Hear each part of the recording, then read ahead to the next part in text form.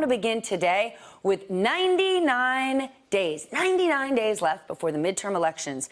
The president, he is promising to do all he can to help those Republican candidates, and that is why he is also threatening to shut down the government just a month before Election Day, and that doesn't make much sense to me. So I brought in a great team to break all of it down. But first, let me explain what's going on here. The president tweeted over the weekend he is willing to shut down the government if he doesn't get the money for the wall and some big-time immigration reforms. In the process, he may force Republican leaders, that's his own party, and candidates into a fight they don't want to have, particularly with these midterms looming. But we know it is an issue that has been at the top of the president's agenda since he launched his campaign, something he made clear again during his weekly address.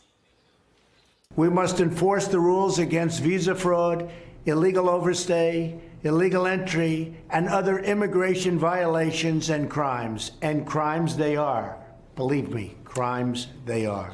The president is calling for several things. He wants at least billions more in funding for a border wall. He wants to end the policy of catch and release, which lets asylum seekers live in the United States until their cases are heard. And he wants to change the legal immigration system, ending the visa lottery system and family-based immigration. And just 1 hour ago, he has added even more demands, tweeting about an end to sanctuary cities and protection for ICE. To get what he wants, the president is using an old tactic, threatening to veto a spending package if it doesn't fund his demands. That would mean that the government runs out of money and is forced to shut down on October 1st. That is weeks before Election Day. And remember, the president almost did that the last time we faced a spending deadline. If we don't change it, let's have a shutdown. We'll do a shutdown, and it's worth it for our country. I'd love to see a shutdown if we don't get this stuff taken care of. Ultimately, the president backed down and he signed the bill.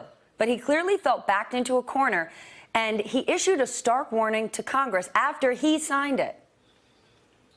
There are a lot of things that I'm unhappy about in this bill.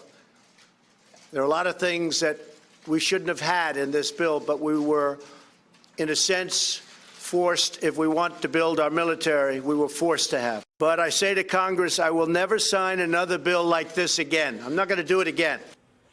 Words might matter, but you, President Trump, signed that big bill. Many Republicans didn't like it. And this time, Senate Majority Leader Mitch McConnell and House Speaker Paul Ryan, they sat down with the president to avoid all of the public drama.